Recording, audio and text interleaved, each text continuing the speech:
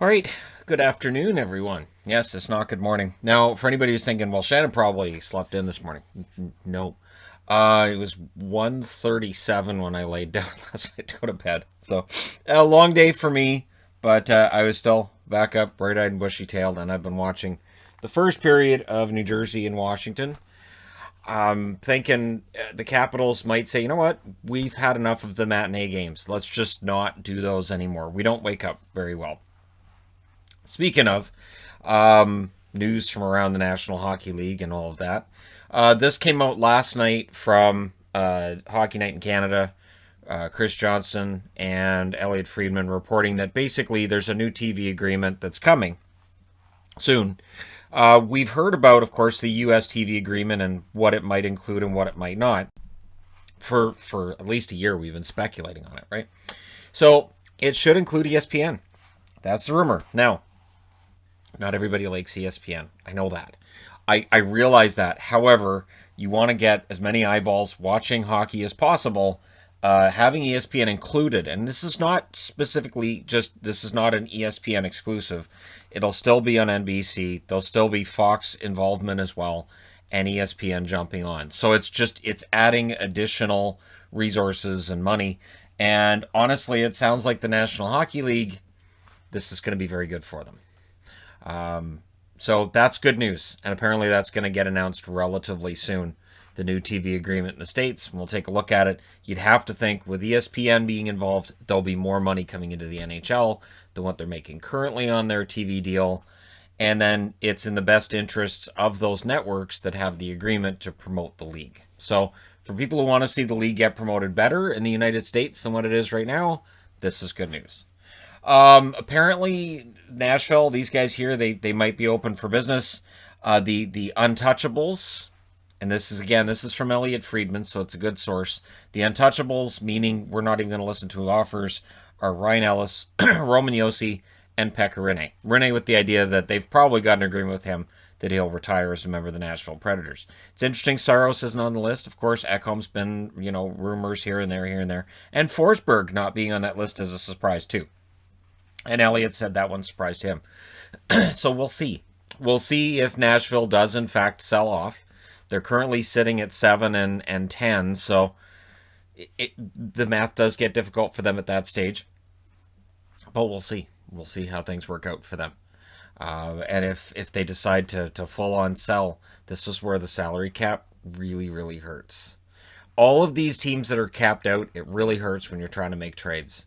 It makes trading so much more difficult than it would in a pre-cap world. Pre-cap world, there'd be GMs lining up. You'd have GMs with money like New York, Detroit, Toronto, Montreal probably as well, lining up how much do you want for these guys. But that's not where we're at. Mike Babcock. So there's been rumors about whether or not he might be attached to this job and that job. Apparently he's taken, and this is a voluntary job, a job to be the coach at University of Saskatchewan. He's not ruled out being a National Hockey League coach again. We can have that discussion if/when he gets hired for something else, but he has been hired by the University of Saskatchewan, and we'll see how that goes. And again, it's apparently a voluntary role. This isn't, he's not going in it for big money. And Canadian university hockey players, most of them are not NHL level prospects. They're usually guys who've played through juniors. They don't have that NHL future that some of the guys in junior might have. So they make the smart decision that they're going to go to university, play hockey there, and get their education. I will never bemoan anybody who says, hey, I should get a degree. You absolutely should. Fly a helicopter like the one flying past my window right now. I did whatever it is. I had nothing to do with it. I swear, it wasn't there. Austin Strand, though, was there yesterday, and he's been fined for it. So he got fined for a cross-check on Connor Garland last night. It's a ridiculously small amount of money because that's what they're allowed to fine guys. So Austin Strand, who is new to the NHL, I think he's got, 7 or 8 games for the LA Kings. Now he's got his first fine, which means he has to keep his nose clean from here, or else that's when suspensions do show up, where they're like, hey, you're new. Why are we seeing you multiple times? So there you go. If you wanted a suspension on the play, you got a fine. That way nobody's happy. Ta-da! NHL player safety, everybody. Okay.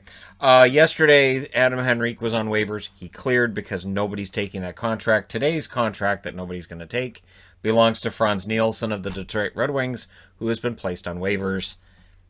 nobody's taking Franz Nielsen's contract. And yeah, it's funny because at the time that they signed that contract, I thought it was too much money and for too long. But hey. For the Detroit Red Wings, they're not against the cap right now. And so if there's a team out there that wants Nielsen, go for it. I would think this is because they want to put him on the taxi squad. It is interesting to see just how well Detroit's effort has been game in and game out. And yet Nielsen really hasn't been that visible for a team that could use that veteran presence. I haven't really seen it from him. Zadina's been far more prominent than he has, even though Zadina's not putting up the points right now either. I swear, he's getting the opportunities. They're going to start going in. But yeah. All right. Travis Zajac, 1,000th game today. They've only mentioned it 15,000 times in the game that I'm currently watching. But that's okay. That's understandable. That's fine. We'll get into some of the stuff I've noticed during this broadcast when I do the review for that game when it's done. That will be up next. And then there's 3 games tonight, and hey, no problem. I'll do the Tahoe game separate, though. The Tahoe game will get its own review because you get the feeling after yesterday's that there might just be something different about it, and maybe it needs to have its own review because it's a separate experience than your regular National Hockey League game, which is kind of what they're selling, right? The NHL, so this was on last night on Hockey Night in Canada as well. The talk of pushing the draft back, so the idea of having 2 drafts next year. Well, then the question becomes, okay, so if a guy who should have been drafted this year gets drafted next year, do they have 7 years until unrestricted free agency, or do you drop it to 6? There are a lot of CBA issues that would have to get cleared up, and basically it looks like it may be too much. There may be too many CBA-related things they'd have to change, so they may just be looking at it and saying, nah. So now we've gone from, it looks like they'll push it back to, maybe they push it back a month, maybe 2 months, but the idea of pushing it back into 2022, very unlikely because the CBA just has so many things about when you become an unrestricted free agent and other free agent status things and players joining the league. And just there's reasons. So we'll see if we have the draft in, what is it, August? It's late July. What month is it? I think it's February, right? It's February. Yeah, we're good. Barely February. It's almost March. You know what that means? Rain gets slightly warmer where I am. So, yeah. And then last night, as we delve further into the whole Toronto situation, Keith benches Nylander. They got a lead. He wasn't necessarily happy with the intensity he was seeing out there and probably wanted to give other guys ice time as well. And I asked him about it, and he basically said, look, we're not really talking about it. You know, it's interesting because we talk about guys getting benched. We've talked about Bennett, we've talked about Laine, and now we're going to talk about Nylander. And it's interesting because each of these situations, people react completely different based on the player, based on the coach, based on the organization. So I find it weird because Toronto is not going to trade a core piece. This has been clear for the last, 3 years? No core guy is going to go anywhere. This is something that has been said by Kyle Dubas, and he's stuck to it. None of those core players are being traded.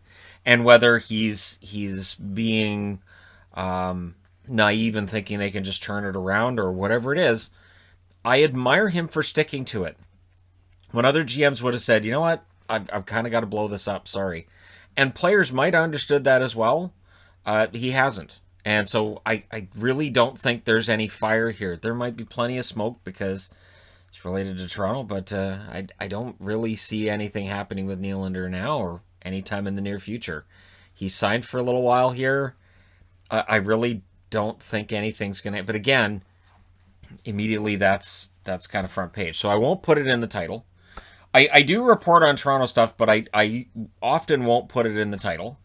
And yeah, I have to say too, I always get a kick out of, I've been staying out of the power rankings comments for the most part. I notice there are certain